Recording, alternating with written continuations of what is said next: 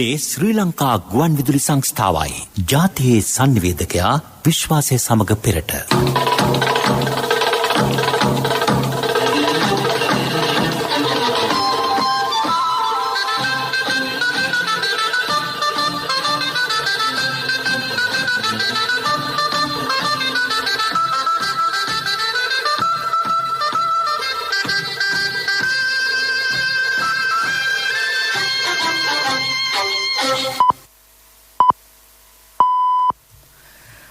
උදැසන 6යි. මේ ශ්‍රී ලංකා ගුවන් විදුලි සංස්ථාවයි. මෙන ප්‍රවෘත්ති සංස්කරණය හේමන්ත හෙට්ටිගේ. ප්‍රකාශය හිමානන්ද රාජපක්ෂ. සයිනෝෆාම් එන්නත් මාත්‍රා ලක්ෂ 20ක් අද දිවයිනට. මාධ්‍ය නිදහස හා නීතිය පටලවා නොගන්නැයි ජනමාධ්‍ය අමාත්‍යවරයාගෙන් ඉල්ලීමක්. කාබනික පොහොර නිෂ්පාදනය සඳහා මුහුදු පළාට යොදා ගැනීමට සැලසුම්. සෑම පළාතකටම ළමා අධිකරණයක්. පළාත් කිහිපයකට නායාමේ අනතුරු ඇඟවීම්. පළාත් අතර සංචරණ සීමා දින 14කින් දීර්ඝ කෙරේ. සීමා කිහිපයක් ඉවතට. බස්නාහිර පළාතේ දුම්රිය ගමන් වාර සංඛ්‍යාව හෙට සිට වැඩි කෙරේ. ඇමරිකාවේ බටහිර ප්‍රදේශයෙන් දැඩි උණුසුම් කාලගුණයක්. චීනයේ නිෂ්පාදිත සයිනෝෆාම් එන්නත් මාත්‍රා ලක්ෂ 20ක් අද මෙරටට ලැබෙන බව රාජ්‍ය ඖෂධ නීතිගත සංස්ථාවේ සභාපති විශේෂඥ වෛද්‍ය ප්‍රසන්න ගුණසේන මහතා පවසයි. වරකදී මෙරටට ලැබෙන වැඩිම එන්නත් සංඛ්‍යාව මෙයයි. එමෙන්නත් ඔගේ රැගෙනීම සඳහා ගුවන් යානා දෙකක් මේ වන විට චීනයේ බීජිං නුවර බලා පිටත් ගොස් තිබේ. හෙට තවත් ෆයිසර් එන්නත් ඔගයක්ද මෙම මාස තෙවන සතිය වන විට කොවැක්ස් පහසුකම් යටතේ එන්නත් ඔගයක්ද මෙරටට ලැබීමට නියමිත බව ගුණසේන මහතා කියයි. ලෝක සෞඛ්‍ය සංවිධානයෙන් AstraZeneca එන්නත් ඔගයක්ද මෙරටට ලැබෙනු ඇත. ඒ අනුව ලබන සතියේ සිට එන්නත් කරන වැඩපිළිවෙල කඩිනම් කෙරේ. ලබන සැප්තැම්බර් මාසයේ වන විට මෙරට වයස අවුරුදු 30ට වැඩි සියලු දෙනා එන්නත් කිරීම රාජ්‍ය ඉලක්කයයි. රාජ්‍ය ඖෂධ නීතිගත සංස්ථාව ඒඩ්ස් රෝගය ව්‍යාප්ත වීමට ඉවහල් වන අන්දමේ එන්නතක් ඇනවුම් කර ඇති බවට ඊයේ එක්තරා පුවත්පතක පළ වූ වාර්තාව විශේෂඥ වෛද්‍ය ප්‍රසන්න ගුණසේන මහතා තරයේ ප්‍රතික්ෂේප කරයි. සංස්ථාව එවැනි එන්නතක් මිලදීගෙන නැත.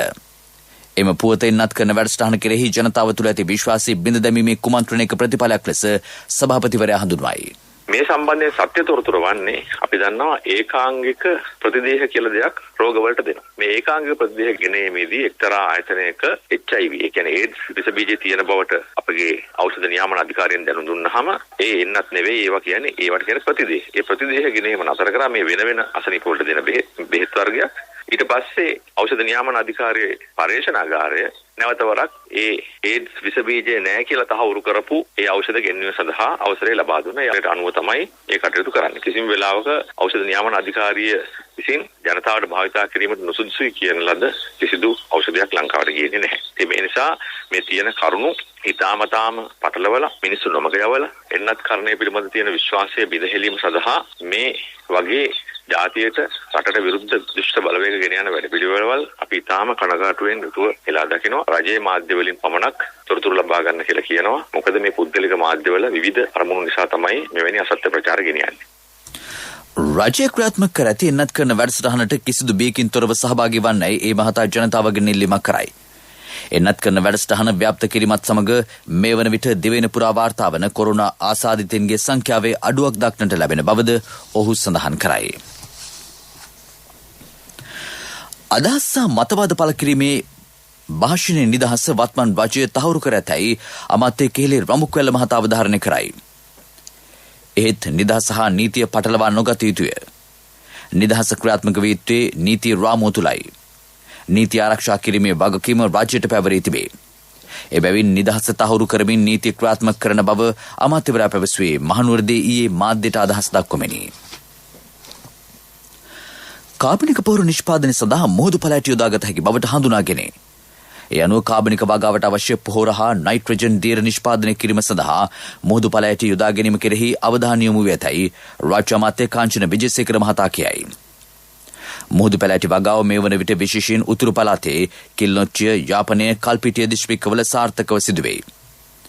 ජීවන පාය සංවර්ධන වැඩසටහන යටතේ මේ වසරේදී ප්‍රතිලාභින් 200කට මුහුදු පැලෑටි වගා කිරීමට ආරම්භ කිරීම සඳහා ආධාර ලබා දීමට රාජ්‍ය සැලසුම් කර තිබේ. සෑම පළාතකම ළමා අධිකරණයක් බැගින් පිහිටුවීමට සැලසුම් කර ඇතැයි රාජ්‍ය අමාත්‍ය පෙල් නිශාන්ත මහතා කියයි. ළමා ආරක්ෂණ අධිකාරිය හා අධිකරණ අමාත්‍යාංශය එක්ව වැඩපිළිවෙල ක්‍රියාත්මක කරයි. ළමා අපචාර සිදු කරන පුද්ගලයින්ට තරාතිරම නොබලා උපරිම දඬුවම් දෙන බව රාජ්‍ය අමාත්‍යවරයා අවධාරණය කරයි. ළමා අපචාර පිළිබඳ පරීක්ෂණ පොලිසිය හා ළමා ආරක්ෂණ අධිකාරිය මෙහෙයවීමෙන් අඛණ්ඩව සිදු කෙරේ. මේ ප්‍රවෘත්ති ප්‍රකාශය ශ්‍රී ලංකා ගුවන් විදුලි සංස්ථාවෙන්. 60 වසරක අභිමානය රැගෙන සැවොම දිනවන හෙටක් වෙත මහජන බැංකුව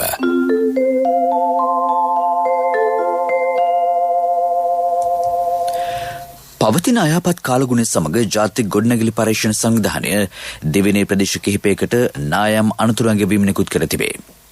කොළඹ දිස්ත්‍රික්කයේ පාදුක්ක, ගාල්ල දිස්ත්‍රික්කයේ එල්පිටිය හා නෙළුව යන ප්‍රදේශ ඒ අතර වෙයි. ඊට අමතරව කෑගල්ල දිස්ත්‍රික්කයේ දෙහිඔබිට, මාතර දිස්ත්‍රික්කයේ පිටබැද්දර, නුවරඑළිය දිස්ත්‍රික්කයේ අඹගමුව, රත්නපුර දිස්ත්‍රික්කයේ කොළොන්න, ඇලපාත, ඇහැලියගොඩ, කහවත්ත, කුරුවිට, නිවිතිකල හා කලවාන නායම් අනතුරු ඇඟවීම නිකුත් කළ ප්‍රදේශ වෙයි. අයහපත් කාලගුණය හේතුවෙන් ප්‍රදේශ රැසකට ගංවතුර හා නායම් අනතුරු වාර්තා වේ.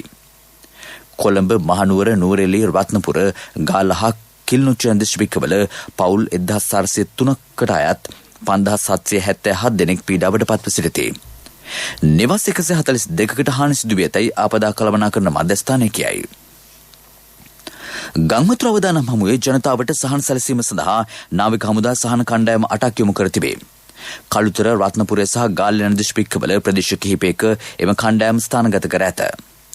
කළුතර දිස්ත්‍රික්කයේ කරගොඩ ප්‍රදේශය වෙත එක් සහන කණ්ඩායමක් යවා ඇත. රත්නපුර දිස්ත්‍රික්කයේ රත්නපුර නවනගරය, දෙල්ගොඩ, කුකුලේගම සහ අයගමන ප්‍රදේශ ආවරණය වන පරිදි සහන කණ්ඩායම් 5ක් යොදවා තිබේ. තවත් ආපදා සහන කණ්ඩායම් 2ක් යොදවා ඇත්තේ හිනිදුම සහ ඒපල යන ප්‍රදේශවලටයි. දෙවැනිට බලපෑති අයහපත් කාලගුණික තත්ත්වය හමුවේ ජනතාවට සහන සැලසීම සඳහා අවශ්‍යතාවය කඩිනමින් යොමු කිරීමට බටහිර නාවික විධානයේ සහන කණ්ඩායම් 25ක් සහ දකුණු නාවික විධානයේ සහන කණ්ඩායම් 12ක් සූදානම් කරමින් ඇත. දැනට ක්‍රියාත්මක පළාත් අතර සංචරණ සීමා තවත් දින 14කින් දීර්ඝ කෙරේ. සෞඛ්‍ය සේවා අධ්‍යක්ෂ වෛද්‍යාසල ගුණවර්ධන මහතා ඊයේ නිකුත් කළ මාර්ගෝපදේශ මාලාවේ ඒ බව සඳහන් වේ. ක්‍රියාත්මකව පැවති සංචරණ සීමා කිහිපයක් ඊයේ සිට ලිහිල් කර තිබේ.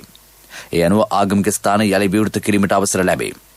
මංගල උත්සව පැවැත්වීමටද අවසර ලැබෙන අතර ඒ ශාලාවේ ආසන ධාරිතාවෙන් 25% හෝ උපරිම පුද්ගලයන් 150කට සීමා විය යුතුය.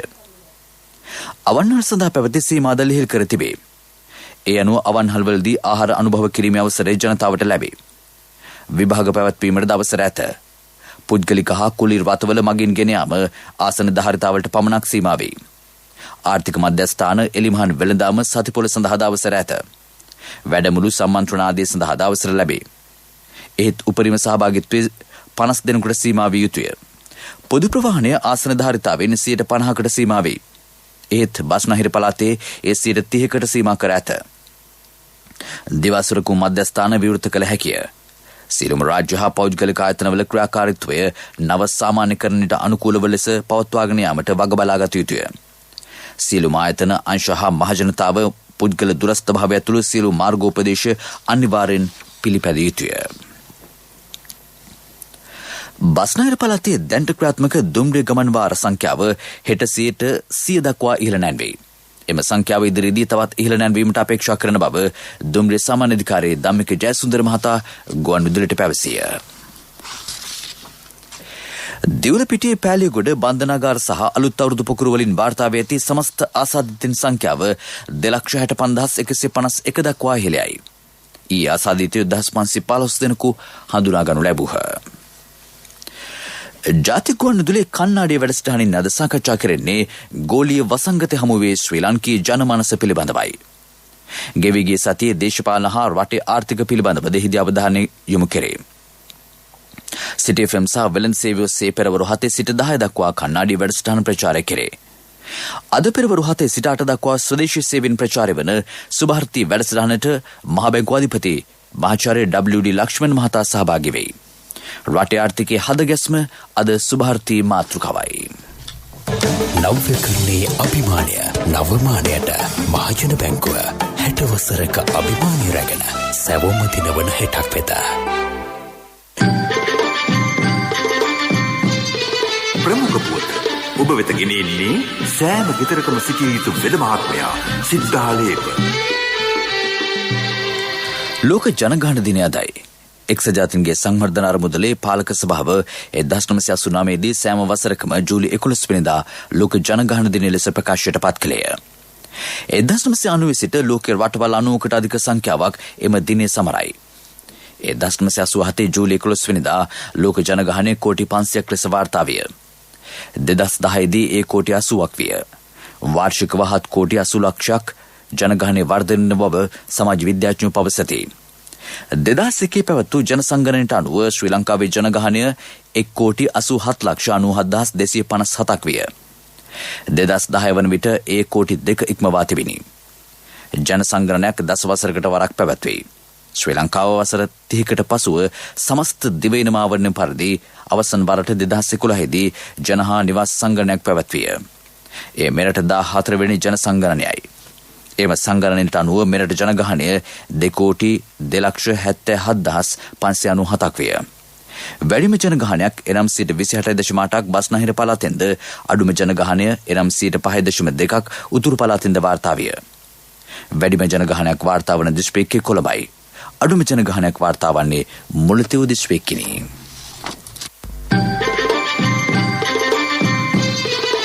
ප්‍රමුඛ පුවත ඔබ වෙත ගෙන ආවේ සෑම ගෙදරකම සිටිය යුතු වෙද මහත්මයා සිද්ධාලේප. ශක්ති හඬ අවධානය පිණිසයි. සෞඛ්‍ය අධ්‍යක්ෂ ජනරාල්වරයා ඊයේ නිකුත් කළ මාර්ගෝපදේශ මාලාවට අනුවද පොදු ප්‍රවාහන සේවා සමස්ත ආසන සංඛ්‍යාවෙන් 50%කට සීමා කළ යුතු වෙයි. බස්නාහිර පළාතේ ඒ 30%කි. සෞඛ්‍ය අධ්‍යක්ෂ ජනරාල්වරයා මීට පෙරද මෙම මාර්ගෝපදේශ නිකුත් කර තිබුණද ඇතැම් පෞද්ගලික බස් රථවල ඒ ක්‍රියාත්මක නොවන බවට මගේ ජනතාවගෙන් චෝදනා නැගේ. ඇතැම් පෞද්ගලික බස් රථ රියදුරන් සහ කොන්දස්තරවරුන් සෞඛ්‍ය මාර්ගෝපදේශ නොතකා ආසන සංඛ්‍යාවට වඩා වැඩියෙන් මගින් රැගෙන යනු දක්නට ලැබේ. මේ පිළිබඳව පොලිසිය හා මාර්ගස්ථ මගී ප්‍රවණාධිකාරී බලධාරීන්ගේ අවධානය යොමු යුතු බව මගේ ජනතාව පවසති. කෙසේ වෙතත් සෞඛ්‍ය බලධාරීන් පවසන්නේ ඒ සම්බන්ධයෙන් මගේ ජනතාවටද කිසියම් වගකීමක් පැවරෙන බවයි. ආසන සංඛ්‍යාවට වඩා වැඩියෙන් මගින් සිටින බස් රථවලට නැගීමෙන්ද ඒ පිළිබඳව අවධානය යොමු කළ යුතුය. විදෙස් පුවත්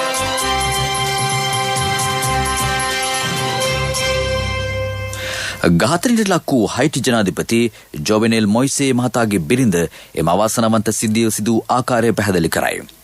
පසුගිය 7 වෙනිදා රාත්‍රියේ ඔවුන්ගේ නිවසට කඩා වැටුණු පිරිසක් ජනාධිපතිවරයා වෙඩි තබා ඝාතනය කළහ. ඔහුගේ බිරිඳ මාටිනේ මොයිසේ මහත්මිය පැවසුවේ එල්ල වූ වෙඩි වර්ෂාව හමුවේ තම සැමියාට යමක් ප්‍රකාශ කිරීමට හෝ අවස්ථාව නොලැබුණ බවයි. සිද්ධියෙන් තුවාල ලැබූ ඇයද රෝහල්ගත කරනු ලැබුවාය. ට්විටර් පණිවිඩයක් නිකුත් කරමින් ඊයේ ඇය සඳහන් කළේ සැමියා ආරම්භ කළ වැඩසටහන් තමා ඉදිරියට ගෙන යන බවයි. ඇමරිකාවේ බටහිර ප්‍රදේශයෙන් දැඩි උණුසුම් කාලගුණයක් වාර්තා වේ. කැලිෆෝනියා හා නෙවාඩා ප්‍රාන්තවල උෂ්ණත්වය වාර්තාගත අන්දමින් ඉහළ ගොස් තිබේ. පසුගිය සිකුරාදා කැලිෆෝනියා ප්‍රාන්තයේ සෙන්ටිග්‍රේඩ් අංශක 54 ඉක්මවන උෂ්ණත්වයක් වාර්තා විය. ලක්ෂ ගණනක් ජනතාවට උණුසුම් කාලගුණ සම්බන්ධයෙන් අනතුරු ඇඟවීම් නිකුත් කර තිබේ.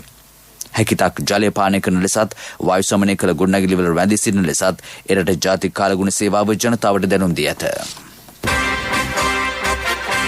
තිරසර සංවර්ධනයක පුවත් සම්පින්ඩනය සංවර්ධන පුවත් ඔබ වෙත ගෙනෙන්නේ නවීන තාක්ෂණයේ බලමහිමය මෙල්වා QST අපේ රටේ අපේම දෙයක්. අම්බලන්ගොඩ කලාප වාරිමාර්ග කාර්යාලය වාරි සෞභාග්‍ය ව්‍යාපෘති අර්ථයේ ප්‍රාදේශීය ලේකම් කොට්ටාශ 4ක ව්‍යාපෘති 11ක් මේ වන විට ක්‍රියාත්මක කර තිබේ. බෙන්තොට, නියාගම, නාගොඩ හා කරන්දෙනි එම ප්‍රාදේශීය ලේකම් කොට්ටාශ වෙයි. බෙන්තොට, කොටකුඹුර, බෙරන්තුඩුව, නාහිටිය, හොරවල, නියාගම, අඹගහේන කිඹුලාවල යන ගම්මානවල අමුණු ඒ යටතේ සංවර්ධනය කෙරේ. වැසි ජලය කළමනාකරණය කිරීම සඳහා ඒ ප්‍රදේශවල ජලාශවල ධාරිතාව ඉහළ නැන්වීම හා එමගින් වැව් ජලෙන් කෘෂිකාර්මික කටයුතු වලට හිඟයකින් තොරව ජලය සැපීම වාරි සෞභාග්‍ය ව්‍යාපෘතිය යටතේ සිදු කෙරේ. සමස්ත දිවයින ආවරණය පරිදි ව්‍යාපෘතිය ක්‍රියාත්මකයි. පෙරසර සංවර්ධනයක පුවත් සම්පින්ඩනය සංවර්ධන පුවත් ඔබ වෙත ගෙන ආවේ. මහත්තයා ගේ හදනවනේ. ඔව් මුදලාලි. මම මේ ආවෙත් හොඳ කම්බි ටිකක් ගන්න කියලා. මම දෙන්නම් මහත්තයාට ඉස්තරම්ම කම්බි જાතිය. මට ඕන මුදලාලි මෙල්වා කම්බි. මෙල්වම තමයි මහත්තයා මේ අලුත්ම මෙල්වා QST කම්බි. ලෝකේ දියුණු රටවල් ඔක්කොම පාවිච්චි කරන්නේ QST කම්බි. මට මුදලාලි මිලිමීටර් 16 කම්බි වලින් දෙන්නකෝ. බය වෙන්න එපා මහත්තයා. මිලිමීටර් 10 ඉඳලා 32 වෙනකල්ම SLS සහතිකෙත් තියෙනවා. අනික ඕන හાર્ඩ්වෙයාර් එකකින් ගන්නත් පුළුවන්. නවීන තාක්ෂණයේ බලමහිමය මෙල්වා QST අපේ රටේ අපේම දෙයක්. ක්‍රීඩා පුවත්. යුරෝපීය ශූරතා පාපන්දු තරගාවලියේ අවසන් මහ තරඟ එංගලන්තයේ වෙම්බලි ක්‍රීඩාංගණයේදී අද පැවැත්වෙයි. එංගලන්තයේ හා ඉතාලිය අවසන් මහ තරඟයට සුදුසුකම් ලබා සිටී. යුරෝපීය ශූරතා අවසන් මහ තරඟයකට එංගලන්ත කණ්ඩායම සුදුසුකම් ලබා සිටින්නේ වසර 55කට පසුවයි. ලෝක පාපන්දු කණ්ඩායම ශ්‍රේණිගත කිරීම දර්ශකයේ එංගලන්තයේ 9 වෙනි ස්ථානයේ පසු වන අතර ඉතාලිය පසු වන්නේ 7 වෙනි ස්ථානයේ. ටෝකියෝ ඔලිම්පික් උළෙල ලබන 23 වෙනිදා ආරම්භයි. ඒ පිළිබඳ සැකසුණු විශේෂාංගයක් දැන්. විශ්වයේ මහා ක්‍රීඩා මංගල්‍ය ටෝකියෝ ඔලිම්පික් යන ගමන.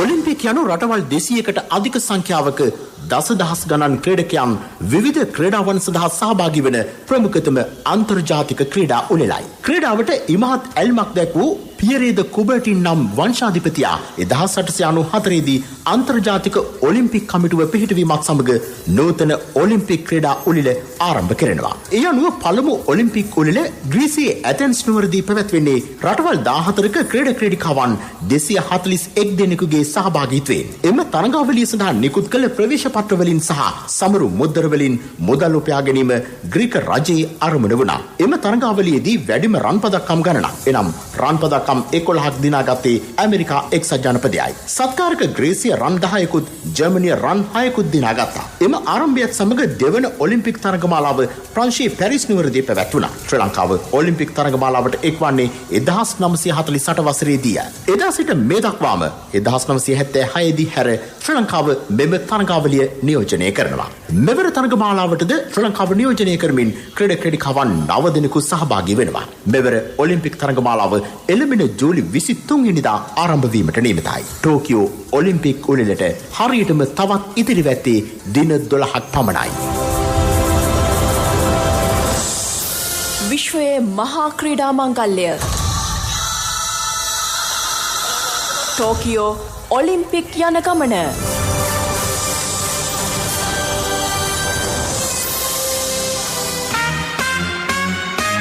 ව්‍යාපාරික පුවත් ඔබ වෙත ගෙන එන්නේ ජාතික ඉතිරි කිරීමේ බැංකුවෙන් ඔබ වෙත ගෙන එන සියල් සපිරි ඇප් එක NSB Pay. ශ්‍රී ලංකන් ගුවන් සේවය රුසියාවේ මොස්කව් අගනුවරට යලි ගුවන් ගමන් ආරම්භයි. ඒ අනුව ලබන 30 වෙනිදා සිට කටුනායක ජාත්‍යන්තර ගුවන් තොටුපළ හා මොස්කව්හි ඩොමිඩොඩෝවෝ ගුවන් තොටුපළ සඳහා සතිපතා ගුවන් ගමන් ක්‍රියාත්මක කරයි. සතියකට එක්වරක් සෑම සිකුරාදා දිනකම ගුවන් ගමන් සිදු කෙරේ. පිරිමැසුම් පන්තියේ ආසන 269ක් හා ව්‍යාපාරික පන්තියේ ආසන 28කින් සමන්විත 33 එයාබස් ගුවන් යානය සඳහා යොදා ගැනේ. ශ්‍රී ලංකන් ගුවන් සමාගමේ සභාපති අශෝක් පතරගේ මහතා පවසන්නේ කොළඹ හා මොස්කව් අතර නැවත වරක් ගුවන් ගමන් ආරම්භ කිරීම සංචාරක කටයුතු වලට පහසුකම් සැපීමට මෙන්ම දෙරට අතර ද්විපාර්ශ්වීය වෙළඳ සම්බන්ධතා ගොඩනගා ගැනීමටද ඉවහල් වන බවයි. ව්‍යාපාරික පුවත් ඔබ වෙත ගෙන ආවේ ඔබේ සියලුම බැංකු කටයුතු වඩාත් සුරක්ෂිතව පහසුවෙන් කරගන්න ජාතික ඉතිරි කිරීමේ බැංකුවෙන් ඔබ වෙත ගෙන එන සියල් සපිරි ඇප් එක NSB Pay. මුදල් හුමාරු, බිල්පත් ගෙවීම, ක්‍රේලෝඩ්, ක්‍රෙඩිට් කාඩ් ගෙවීම, ලංකා QR ආදී සේවාවන් රැසක් සමගින් බැංකු ගිණුම් කිහිපයක් සමග එකවර ලියාපදිංචි වීමේ පහසුකම. ඔබ කොතැනක සිටියත් ඔබේ බැංකු කටයුතු එසැනින් කරගන්න ඩිජිටල් විසඳුම Play Store හෝ App Store හරහා දැන් නොමිලේම ඩවුන්ලෝඩ් ඩවුන්ලෝඩ් කරගන්න. NSB Pay වැඩි විස්තර ළඟම පිහිටි ශාඛාවෙන් හෝ 0112 379 379 අමතන්න. කොන්දේසි සහිතයි. ආර්ථික පුවත් ආවරණය යුතුයකම් වගකීම් එක්ක සල්ලි ඉතුරු කරන්න ලේසි නෑ. ඔබේ ස්ථාවර තැන්පතට ආකර්ෂණීය පොලියක් හා ආරක්ෂාවක් දෙන්න අපි පොරොන්දු වෙන්නේ ඒකයි. LOLC Finance ස්ථාවර තැන්පතු ඉතිරිය උතුරන්න. 2001 දෙසැම්බර් 13 වෙනි දින නීතිගත කරන ලද LOLC Finance PLC ICRA Lanka limited වෙතින් SLA ස්ථාවර ශ්‍රේණිය ලබා ඇත. 2011 අංක 42 දරන මුදල් ව්‍යාපාර පනත යටතේ ශ්‍රී ලංකා මහ බැංකුවේ මුදල් මණ්ඩලය වෙතින් බලපත්‍රලාභී මුදල් සමාගමකි.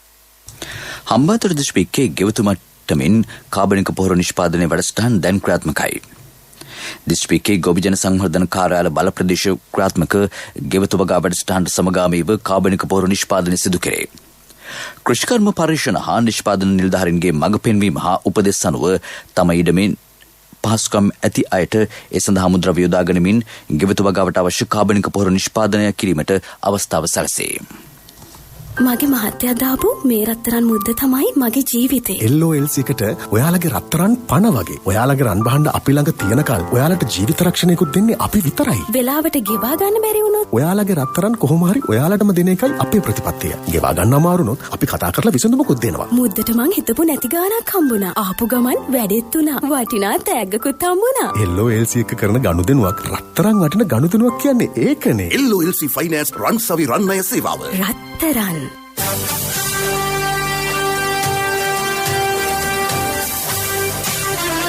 කාලගුණ වාර්තාව ඔබ වෙත ගෙන එන්නේ සයුරු දීවර කාලගුණ තොරතුරු සේවාව. ඔබගේ ප්‍රදේශයට අදාළ කාලගුණ තොරතුරු නොමිලේ එසැනින් ඔබේ ඩයලොග් දුරකථනයට 828 අමතා ලියාපදිංචි වන්න. දීවර හා ජලජ සම්පත් දෙපාර්තමේන්තුව සහ කාලගුණ විද්‍යා දෙපාර්තමේන්තුවේ ඉදිරිපත් කිරීමකි. සයුරු සමග සුරැකීම. මධ්‍යම සහ සබරගම් පළාත්වලත් ගාල්ල හා මාතර දිස්ත්‍රික්කවලත් වරින් වර වැසි හෝ ගිගුරුම් සහිත වැසි ඇතිවන බව කාලගුණ විද්‍යා දෙපාර්තමේන්තුව කියයි. ඇතම් ස්ථානවලට මිලිමීටර 75ට වැඩි තද වැසි ඇතිවිය හැකිය. බස්නාහිර හා වයම් පළාත්වල වැසි වාර කිහිපයක් ඇතිවේ. මධ්‍ය කඳුකරේ බටහිර බෑවුම් ප්‍රදේශවල වරින් වර හමන පැයට කිලෝමීටර 60ට වැඩි තද සුළං ඇතිවිය හැකිය. උතුරු මැද වයම බස්නාහිර හා දකුණු පළාත්වලද ත්‍රිකුණාමලය දිස්ත්‍රික්කයේද වරින් වර හමන පැයට කිලෝමීටර් 50ක පමණ තද සුළං ඇතිවේ.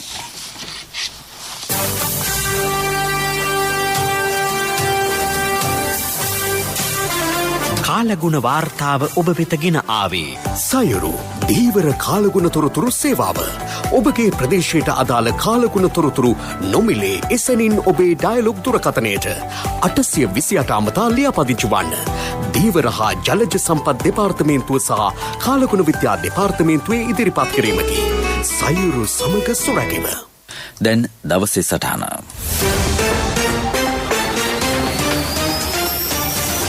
ඊයේ දවස පුරාම සමාජ මාධ්‍යවල සැරිසරු ප්‍රවෘත්තියක් වන්නේ යළිත් රසායනික පොහොර ගෙන්වීමට රජයේ සූදානමක් ඇති බවයි. මෙය රජයේ වැඩපිළිවෙල කඩාකප්පල් කිරීමට හිතාමතාමගිතු බොරුවක් බව දැන් පැහැදිලි. මන්ද ජනාධිපති මාධ්‍යංශය ඊයේ පළ වූ එම ප්‍රවෘත්තිය අසත්‍යයක් බවට නිවේදනයක් නිකුත් කර තිබීමයි. සෞභාග්‍ය දැක්ම ප්‍රතිපත්ති ප්‍රකාශයට අනුව ජනාධිපතිතුමා රසායනික පොහොර ගෙන්වීම අත්හිටුවා ඇති අතර රටම කාබනික වගාව සඳහා යොමු කිරීමට ක්‍රියාකාරී වැඩපිළිවෙලක් සකස් කර තිබෙනවා. එසේනම් මෙවන් අසත්‍ය ප්‍රචාර සමාජ මාධ්‍ය ජාලා හරහා ජනගත කරන්න උත්සාහ කරන්නෝ කවරහුද? දේශපාලන බලය ගිලී ගිය අසාර්ථක පාලකින් යළි දේශපාලන බලය ලබා ගැනීම සඳහා කුමක් හෝ කිරීමට අදහස් කර මෙවැනි අසත්‍ය ප්‍රචාර ගෙනන්න බවට මතයක් දැන් රටේ ගොඩනැගී තිබෙනවා. අනෙක් අතට රසායනික පොහොර යනු තනිකරම මාෆියාවක් බව ගැඹුරින් අධ්‍යයනය කරන අයට වටහාගත හැකි. රසායනික පොහොර මාෆියාකාරීන් යළි කෙසේ හෝ කාබනික වගාව ආපස්සට හරවා රසායනික පොහොර ආනයනය කරන්නට සැලැස්වීමේ දැවැන්ත කුමන්ත්‍රණයක් රටේ අස්සක් මුල්ලක් නැර දියත් කර හමාරයි. උද්ඝෝෂණ, වර්ජන, ගොවින්ගේ උපවාසාදී විවිධ ක්‍රියාමාර්ග රසායනික පොහොර මාෆියාවේ තෝරුන් මෝරුන්ගේ සහාය ඇතිව සිදුවනවාට කිසිදු අනුමානයක් නැහැ. රටේ අනාගත පරම්පරාව වසවිසෙන් පෝෂණය කර උදාසීන රෝගීන් බවට පත් කරනවාද? නැත්නම් එදා අපේ වීර මුතුන් මිත්තන් මෙන් මහ පොළව සමග උරෙන්නුර ගැටි කාබනික කෘෂිකර්මාන්තය ව්‍යාප්ත කර අනාගත පරපුර සුරක්ෂිත කරනවාද?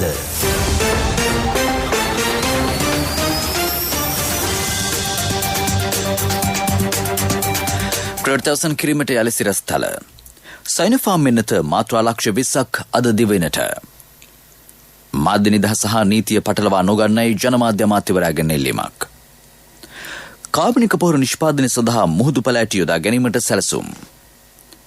සෑම පළාතකටම ළමා අධිකරණයක්. පළාත් කිහිපයකට නායම් අනතුරු වැඟවීම්. පළාත් අතර සංචරණ සීමා දින 14කින් දීර්ඝ කෙරේ. සීමා කිහිපයක් ඉවතට. බස්නාහිර පළාතේ දුම්රිය ගමන් වාර සංඛ්‍යාව හෙට සිට වැඩි කෙරේ. ඇමරිකාවේ බටහිර ප්‍රදේශින් දැඩි උණුසුම් කාලගුණයක්. අපගේ මීළඟ ප්‍රධාන ප්‍රවෘත්ති ප්‍රකාශය දහවල් 12:45ට බලාපොරොත්තු වන්න. උදෑසන ප්‍රවෘත්ති මින් සමාප්තයි.